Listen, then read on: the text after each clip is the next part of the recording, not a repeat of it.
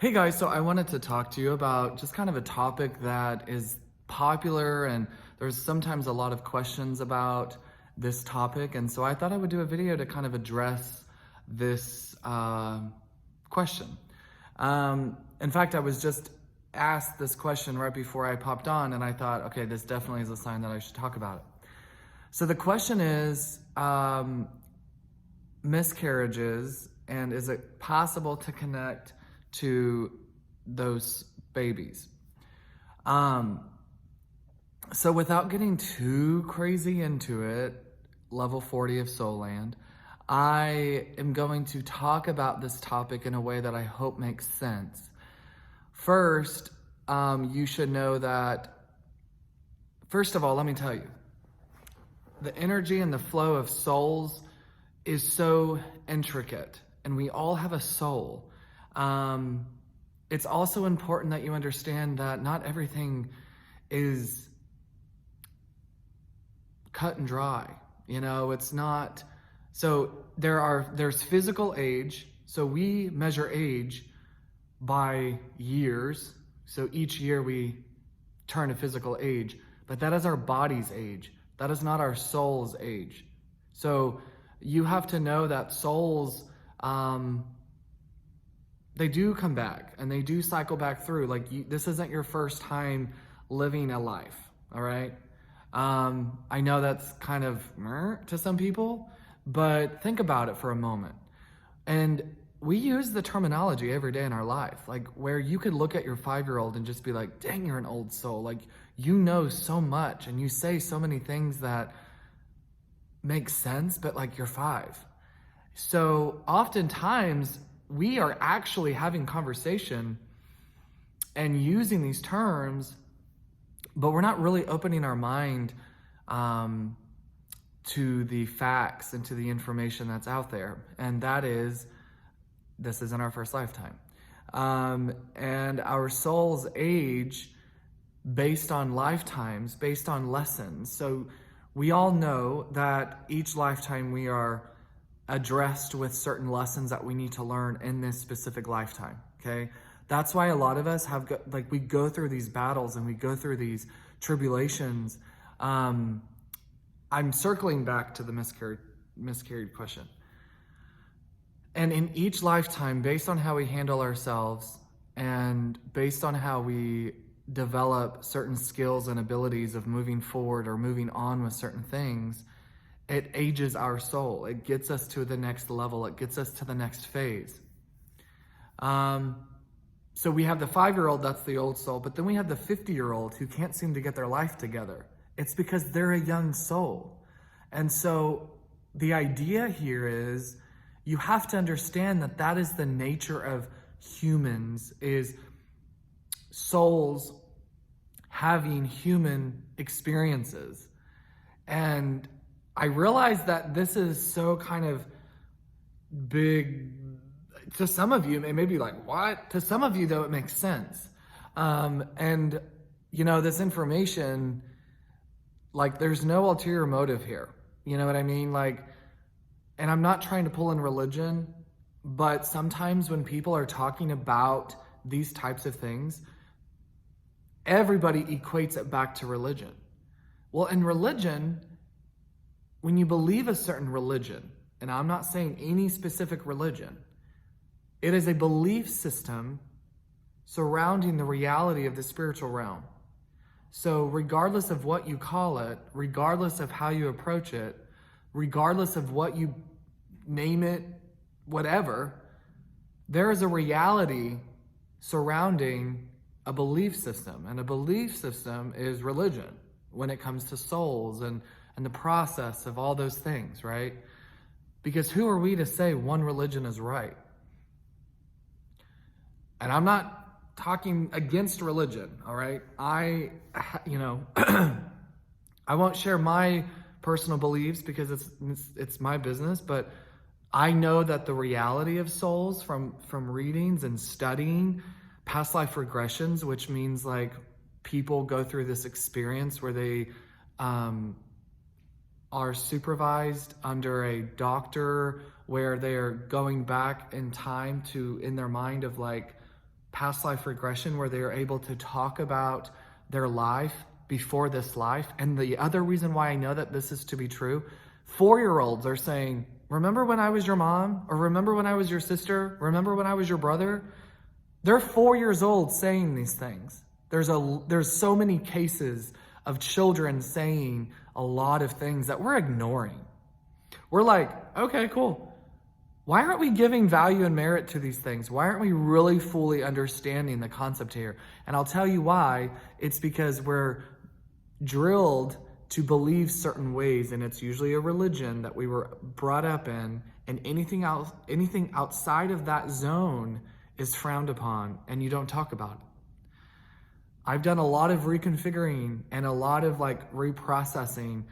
Imagine you coming to light with knowing that you're a medium. So I went on mission trips. I went to all sorts of things when I was younger and growing up. And I was very involved in church. I was a huge part of the youth program.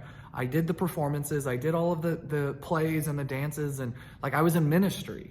And it was the arts of the ministry. So my roots is very biblical. So I've had to do some reconfiguration that's allowed me to be true to who I am. And I'm grateful for those roots. It's taken about 5 months to really be okay with who I am, I'll be honest. And it was a very sensitive phase. Nobody knows, but I mean, there was 3 weeks where every night I would cry. I cried because I felt like who I was becoming is truly who I am, but I was braided through conviction based on my upbringing. And it doesn't make one or the other. I'm going to say one more point, and then I'll circle back to the miscarriages. So how I equate what I do as far as channeling souls is when I was younger, I would go to church and people would speak in tongues, and then there would be somebody else who would channel and then translate that into English. So somebody would speak a language that they didn't know anything about, but they were channeling from spirit, okay? And then someone else would translate. So that's channeling from spirit. You may call you call it God. It doesn't matter. To me, God is all things spirit. It's the umbrella.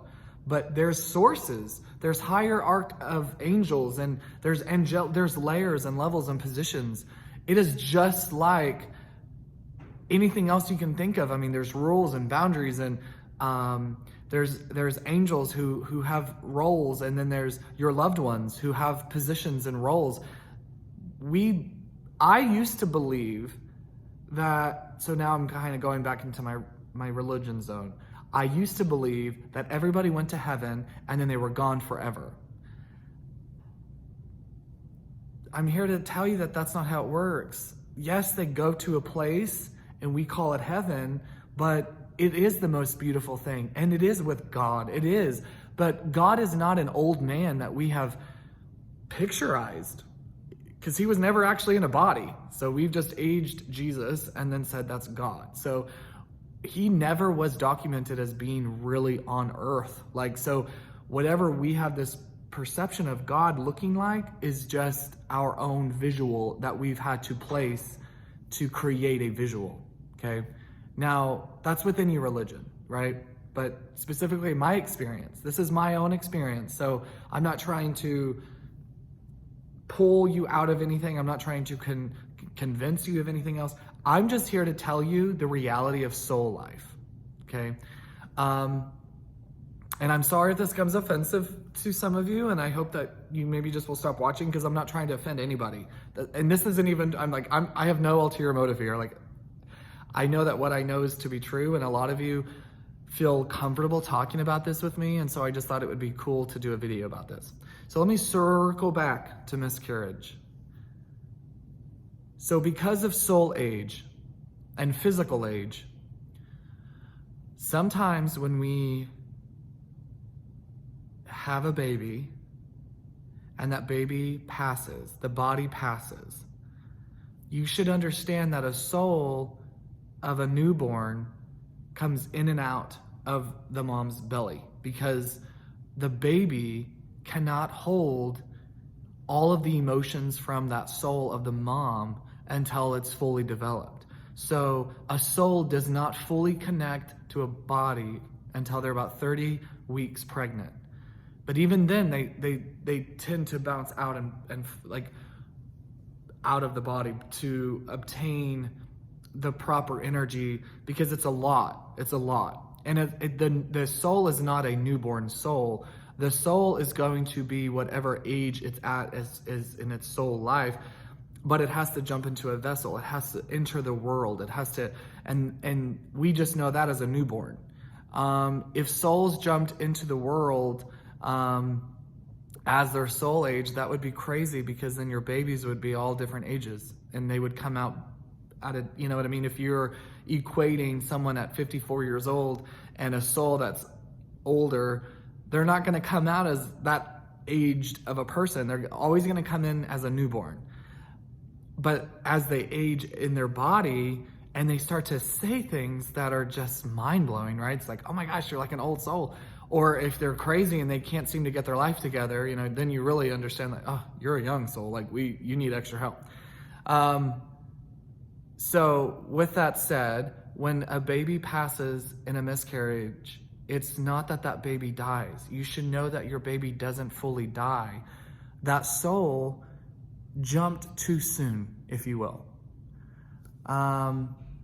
Almost taking the opportunity where it's like, oh, actually, this is not the right path for me, because you have to think of purpose. So imagine your life right now, and imagine falling into your purpose. And in order for you to fulfill your purpose, you have to be at a certain age. What I mean by this is, say at 34 years old, you become a doctor. And then at 38 years old, you know, you are really in tune to your work and you're saving people's lives. Well, in order for you to be 38 in the era of time that is needed for your calling, you have to be born at a certain year. And so sometimes when babies are miscarried, it's because of that reason. There's soul maps, there's soul agendas. And because of power of choice, sometimes a soul will jump too soon and not realize it until they're 20 weeks pregnant, or until you're 20 weeks pregnant. For example, and this isn't always the case as far as what I'm about to say. I'm just trying to give you a bigger picture of things that maybe you can kind of help understand some things, right? So for example, we'll say there's a woman, right, who's in a relationship and is not doing well at all. And she thinks that this baby will help save their relationship. Well, she gets pregnant and then she has a miscarriage. And then years later, she gets a divorce, and then she gets pregnant again and does not miscarry this baby. So that same soul jumps into that next body, because we have, I should also tell you that each soul picks their parents, which I realize is kind of crazy to say, but it's true. We pick our parents to help us with our soul lessons. We pick our parents. That's why sometimes our parents are shitty. And that's why sometimes our situations are crappy.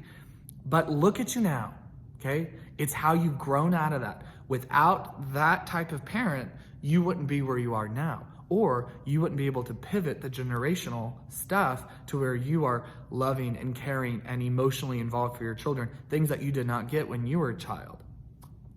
But you chose them to correct that generation. You corrected that pivot of change. And that's part of your journey, okay? We have what's called soul amnesia. So when you're born, you literally forget, because our memory is stored in our mind and your brain is new. Our soul isn't new, which is why sometimes we'll have deja vu. Sometimes we'll dream of things. So if you have a reoccurring dream, or if you have visitations, we often think our dreams are happening here, but they're not. Like, you're having a soul experience with those very vivid dreams. And that vortex of space that you enter in whenever you dream is the same space that mediums can get into when they're awake. And so whenever you feel like you're connected to a loved one in a dream, it's real. That's real. That's a soul experience that you're having. So my point is, although yes, it's very sad and very, very upsetting when you do miscarry, I should also talk about how when a soul miscarries,